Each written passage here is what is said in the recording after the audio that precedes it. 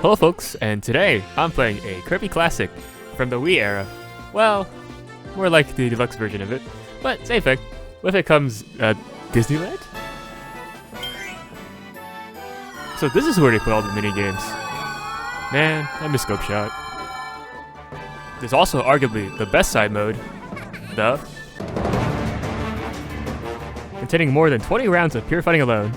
Well, you read the title of this video, so I'm going to be ranking all the bosses here. So agree or disagree, it's all in good fun. And with that, let's begin with number...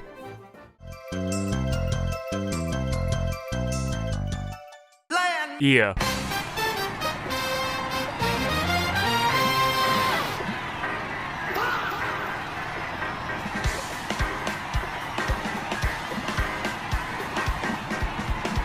A surprise last pick for sure, but without good reason.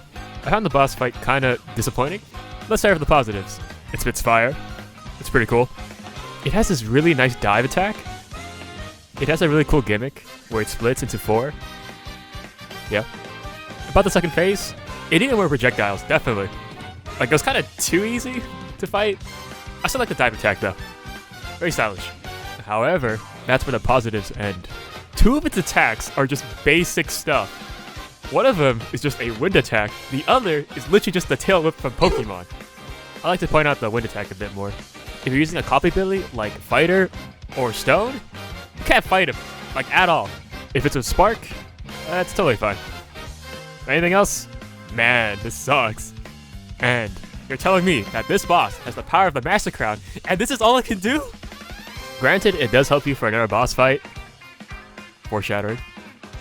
So I guess it doesn't have to be that powerful, technically. Though I wish they did more with the fight. That's all.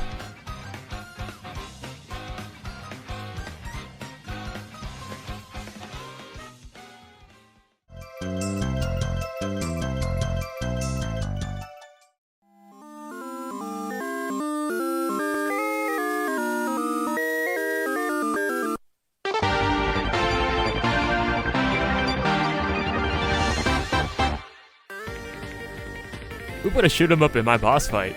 Jokes aside, this boss would have been great at the halfway point, not before the final bosses. Considering that this boss is like a break, because it doesn't operate like a regular boss fight. I get lore-wise, it makes sense, but for consistency's sake, the pacing is awful. Anyways, with the help of Landia, this boss gets shredded, like really quickly, using the powerful move of... Eddie, a cannon? Are you serious? Yeah, whatever. Speaking of moves, half its attacks consist of balls. The other is exploding stars, which you can dodge by spamming the A button. Fun!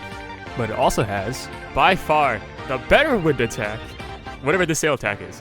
While we're still on the topic of attacks, some of its attacks should have been moved up. Like this really cool ore attack. Like, why is it not here earlier? It's so cool. I literally had to get footage for this because I killed the boss too quickly. Such a shame. Not as much as Maglar not being in his EX form, for some reason.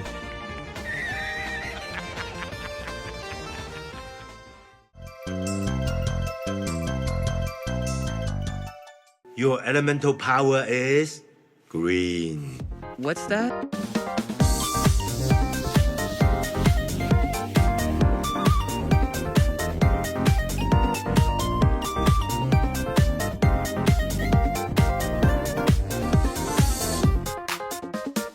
His arena is green, his attacks are green, even his snakes are green. The only thing not green is his skulls, which have green lightning around them. Go figure. While I like the color green and all, this is excessive, to the point where I kept on getting hit by his green lightning attacks. Compared to his regular form, this guy is frail. This becomes more apparent when you realize he's the first boss in... He's balanced around Magolor, not Kirby. His rank is also low for one good reason. His second phase is kinda lackluster. All he does is get in his hat and shoot lightning in one line. That's it. He can be easily dodged by just spot dodging, of all things. I was expecting more hats, not just one. Like Squashini from Kirby Epic Yarn, or more lightning. Now, one good thing did come out of this, which was this jumping lightning tornado jump attack thing. The projectiles that spawn after he lands make the fight at least more difficult. But this guy is far from an upgrade from the regular Mr. Neuter. His hat's pretty cool though.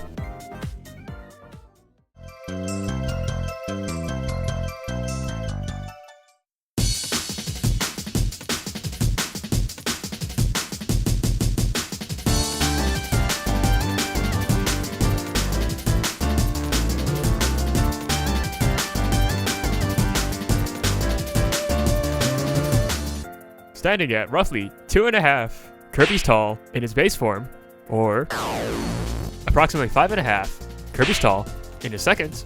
This guy is notable for his second form, where he puffs up and turns into a giant bowling ball.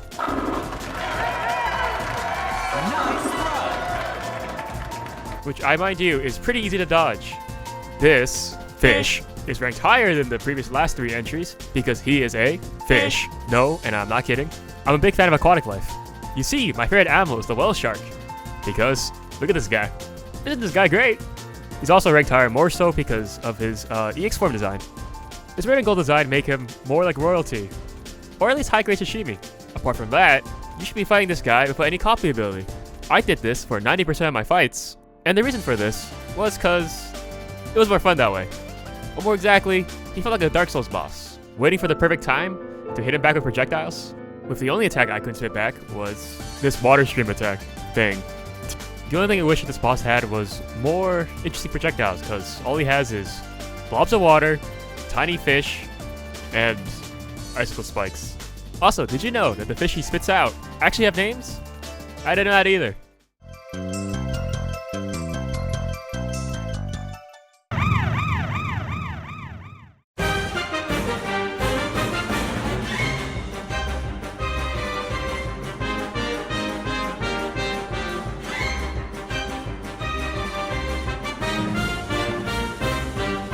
Love him or hate him, he is the first boss in every single Kirby game in existence, and then some. And because of that, he is also not the most interesting boss on this list. But he gets a little bit of a higher score than the rest because he's iconic. Rocking purple leaves in his EX form, his arsenal includes tornadoes, apples, and the occasional spikes. When he gets half health, he increases his size like our dear friend Fatty Puffer, and pulls a big old Kirby. Now, he does have a safe spot during his attack, which he can abuse. Use copy abilities like Spark, or just bring Meta Knight. His wings do damage, and technically you could stay there for the entire round if you wanted to. Now, he does have a fatal flaw, which is in his beginning. He's the only boss where you have to go down platforms. Grand Duper doesn't have this problem either. Like, what the hell? Just like his health bar. This part is short.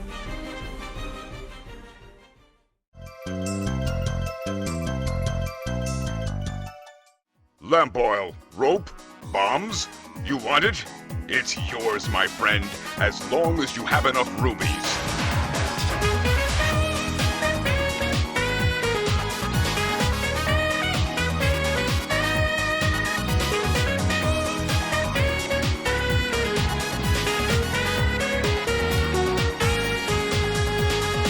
As you can see, the boss and the arena actually have contrast. Other than that, this boss is what I consider a jack of all trades. Or a specialist, you might say. Oh, brother, this guy stinks! Just like his Another World counterpart, he has snakes, albeit more small and not green, which should be a good thing. And he has the benefit of being more tankier during the second phase, which helps make the fight longer. Other than that, he has abilities similar to Kirby, such as, but not limited to, Pyrokinesis. He sets his skulls on fire, and juggles them. The ability to summon bombs out of nowhere, that he also juggles. And the most dangerous out of them all, turning himself into a tornado. This guy can bend wind. What makes him even more dangerous is the fact that he can also summon Gordos, the thing that can't take damage, and use for obstacles. This guy's a menace in my eyes, and should be dealt accordingly.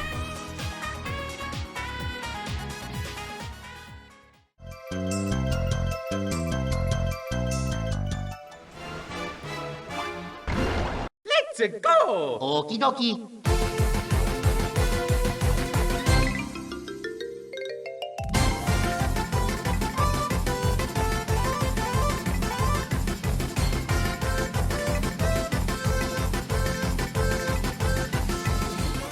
I'm not gonna lie, this is by far not the most creative boss.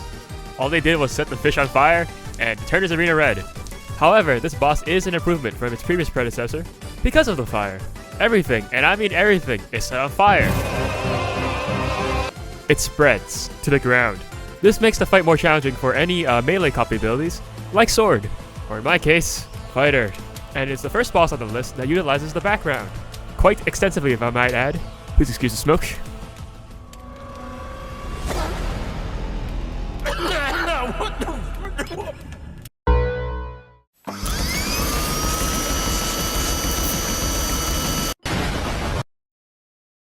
Instead of moving from the corners of the arena, this guy breaks the arena. Utilize the window in the arena to tell where he's going. While the first phase doesn't utilize the arena window, it does have a cheeky fake out. Instead of moving in a rectangle shape, it moves like a square wave. The fish it spits out also have redesigns, if you can call it fish considering there's no water. Even the spikes got redesigns. It now glows red. My advice for this boss, bring copy abilities for projectiles. You'll thank me later.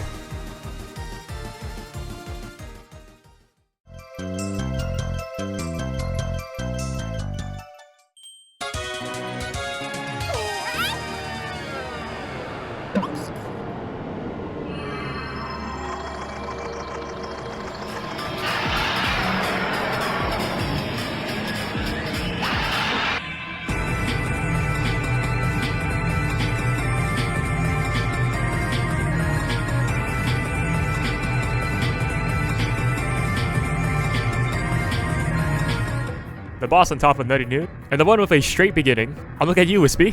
Grand Doomer is by far one of my favorite bosses in design.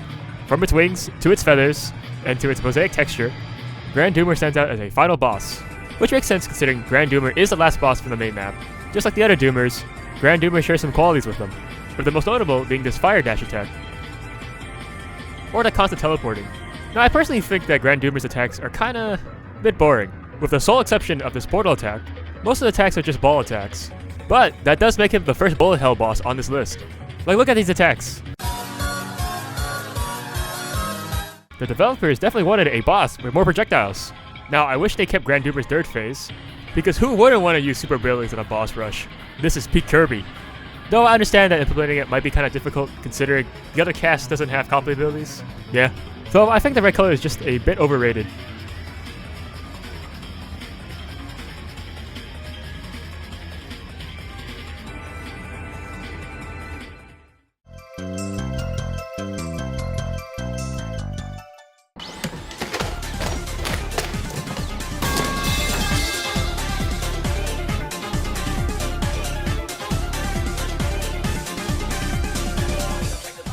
Beat the Metal General.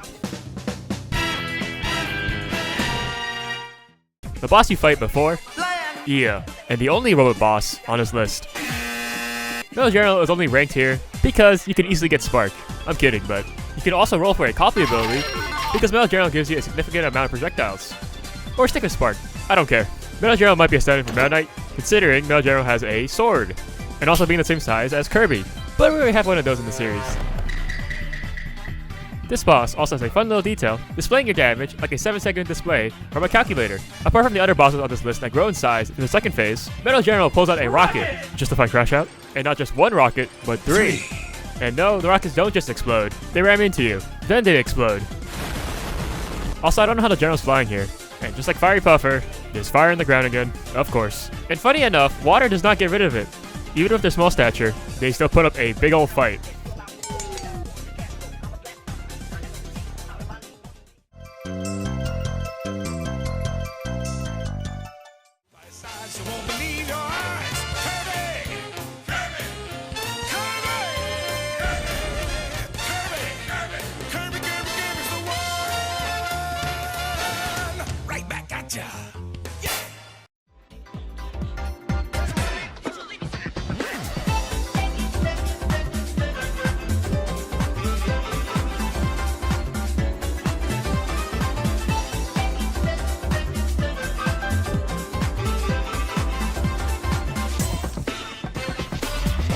Is that the Aurora Borealis?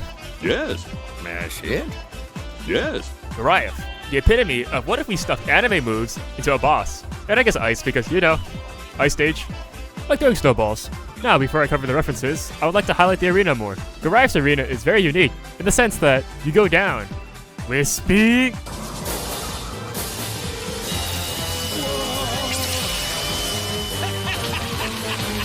And the bottom platform also changes. We're having divots and more ice that actually impede your movement. Thanks, Goliath. Now to the anime references. Starting with the second phase. Bro literally goes Super Saiyan. He even has the yellow hair and aura to match. Luffy's Gomu Gomu no.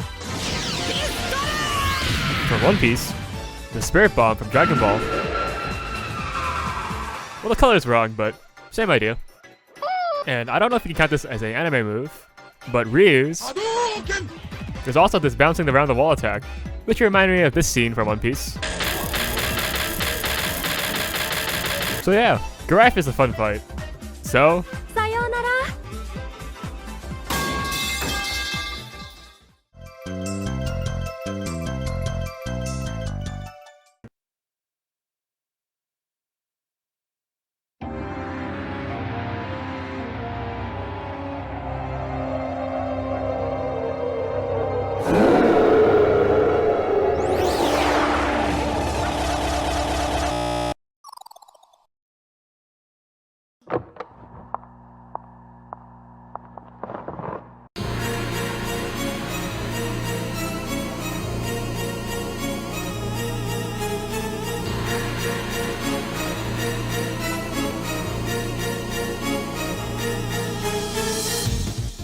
meet the warm-up before the final boss. Correction, true final boss. This bloody traitor shares some similarities with Grand Doomer. To be frank, balls. Most of the bosses just having ball attacks, like seriously. And the cost of teleporting, again. Don't forget the missing dirt phase. At least they added more super abilities. Magler also has his bum spikes. Like, this is too easy, man. At least the fire barrage attack is cool. But look at the screen. The second phase transition is also big. They just gave him angry eyes. Grrr. Now, if we slandering this guy, you might be thinking, why is he so high on the list? One answer. Portal attacks. If you only thought he only had you'd be mistaken. He pulls out a black hole. Isn't that great? Following that up with a Eldritch Blast is the only thing I can explain with this attack. This guy can even pull out Doomers from his pocket. Also, have you seen the arena? This is some amazing graphics. Though, I'm not a fan of Betrayal.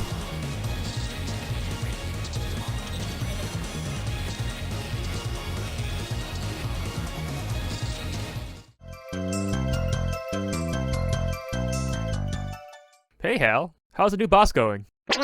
You know, for the new Magler game mode. Moments later.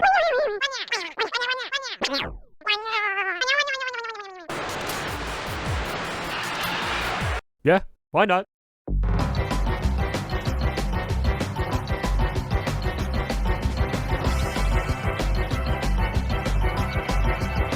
Where did I begin with this guy? If you thought Mr. Duder had a lot of abilities, this guy takes the cake. Having onto attacks like the Fire Doom Recharge special, Water Balls from probably Hydriath, and he probably inhaled Spark, or maybe Electric Key Duder. Who knows? And just like Grand Doomer, we have my favorite portal attacks, both upgraded with Exploding Smoke. Now, just like the regular Goliath, we have an arena change that's only cosmetic this time. Now, I'm a big fan of the ball attacks they did for this boss fight specifically, with the most notable being the second phase, with this wide-screen ball attack. It doesn't get better than this, but it does. Grand Doomer pulls a Magolor, borrowing his portal attack, which is a Death Laser Beam, and instead of using just one, he uses many, in quick series, which I kept on getting hit by. That means it's a good attack, and he copies Magolor even more by summoning Doomers. Well, the Rampaging variant type. I do like the purple color more, compared to the yellow color.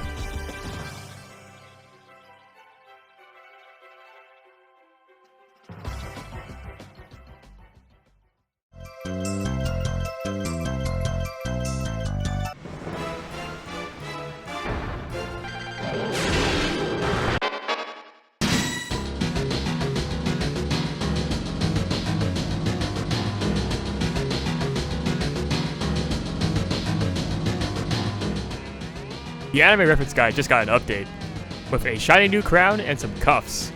Being the B in RGB from the Magolor bosses, Hydriath is a force to be reckoned with, having no more ice but water that stays on the arena. His form is more noticeable thanks to the golden flowing water on his head. And Spirit Ball got replaced with a giant purple water orb that makes arena space more smaller. Now it does make the fight more difficult, but I do prefer the old Spirit Bomb attack. It's more visually appealing, but I don't mind a new attack. Now if you didn't notice, all his attacks have now instant transmission. Like those fights in Dragon Ball. You don't know how many times I got faked out by this guy. Especially at the end. Like, how do I dodge this shit? He gets a bonus point because, you know, part fish. See the scales? Hydriath is the upgrade I expected from the other bosses from Magolor's epilogue. Though the developers made a boss that was already good into a better boss.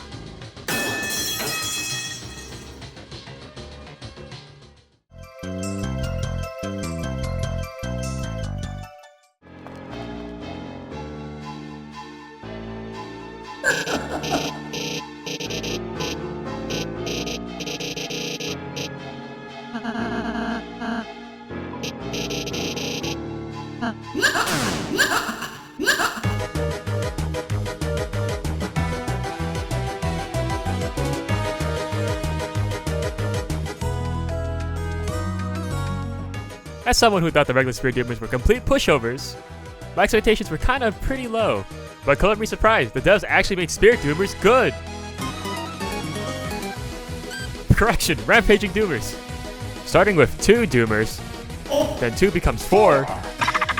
Fashioning explosive smoke in everything they do, their attacks take up 1/3 to 1/2 the screen, so you better move if you don't want to get hit. Fuck.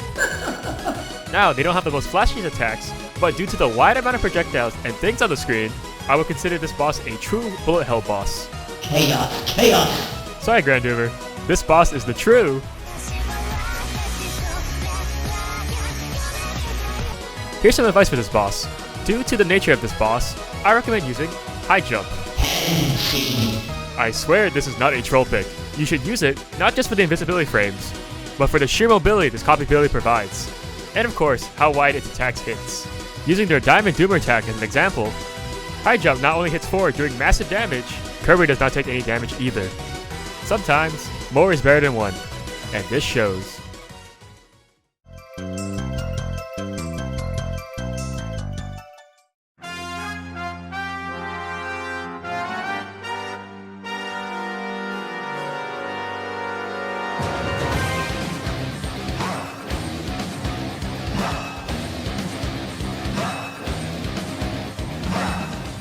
We have another interdimensional traveler on our hands. Yeah, this robot came here to throw hands from another dimension.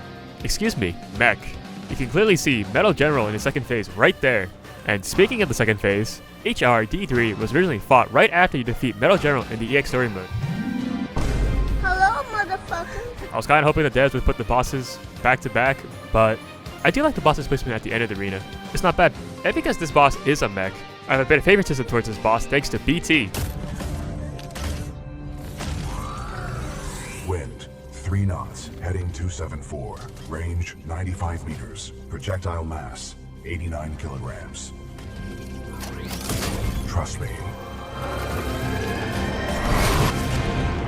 Now, this boss has a good selection of attacks, ranging from Death Laser Beam, Charge Blue Attack, Exploding Death Laser Eye Beams, Beyblade, I think, and my favorite, Throwing Yourself.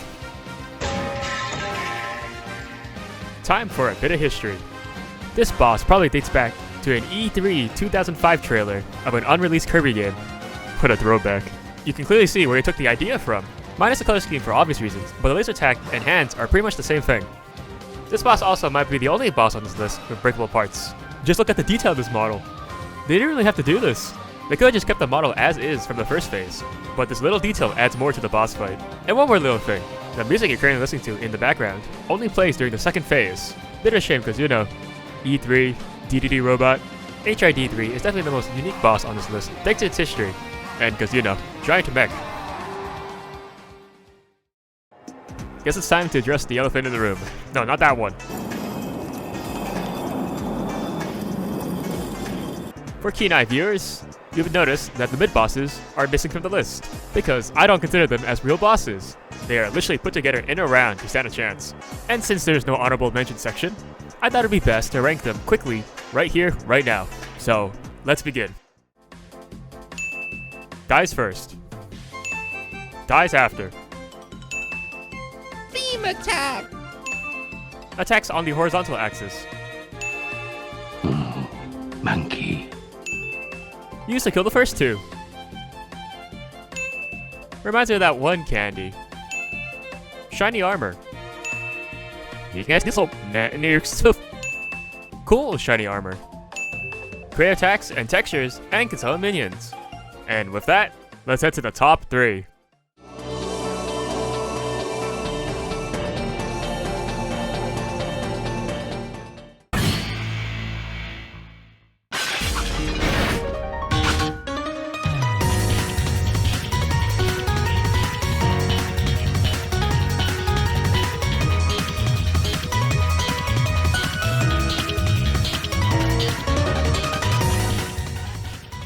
encased in crystal, and the same height as Kirby, minus the horns, we have our very first swordsman.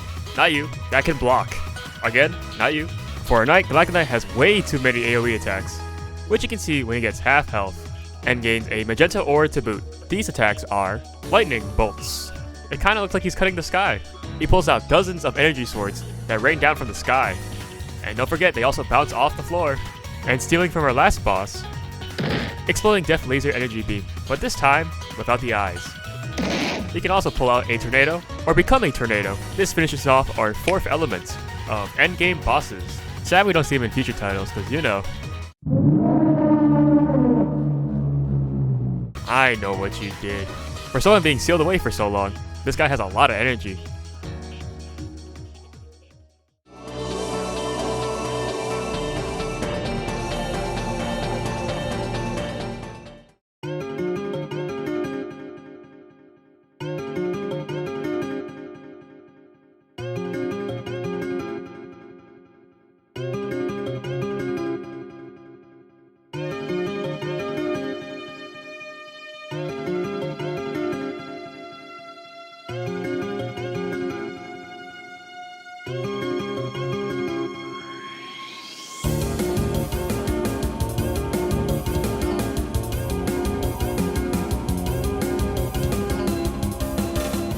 So that's what happened to Wispy. I like the new apples. Very sparkly. Apart from the other bosses on the list that use balls as projectiles, Master Crown has leaves that actually attack in a very cool pattern. And because this guy has an eye, of course, there's the Death Laser Beam that explodes. This boss is also very unique in the way you fight him. You don't attack the main body, you attack its roots, which you also can't get hit by. Amazing boss design. Props. The only time this guy tries to beat you face to face is to crush you. I don't like how it's looking at me. This boss also has a rotating 3D laser attack, which I feel like would fit on the 3DS. And before I forget, yes, this is where I took the thumbnail from. Now, this boss, like Wispy, has a big fatal flaw that made me put it in 2nd place. You can eat the apples. And not just the small ones, even the big nuke one. The some enemies aren't safe either. So yes, for this boss only, it is meta to run copyless Kirby. I now see why they made this the final boss for Magolor's epilogue. Magolor can't inhale anything. As much as I like the design and all, this one thing trivializes the entire boss. I'll give it props for, you know, being a world ender. And I think you know who the last boss is. So take it away. Number...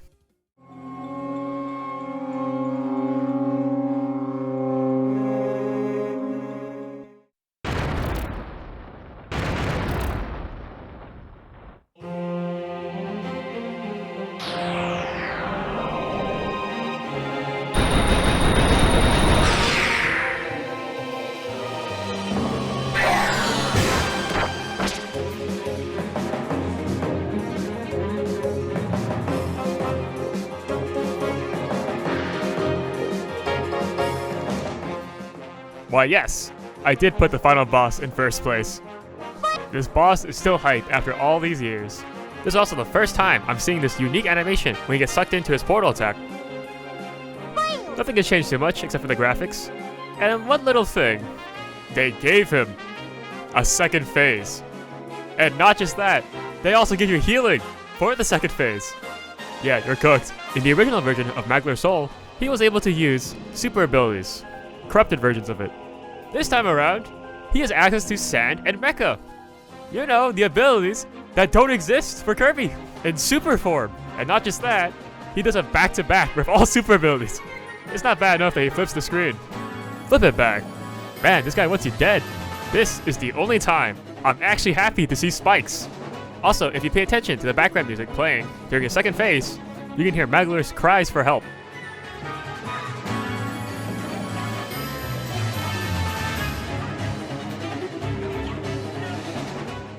Makes sense. The eyes are missing. Except for the big one in the mouth. I wholeheartedly believe that this boss is probably one of the best final bosses in Kirby games. Truly, a wonderful boss.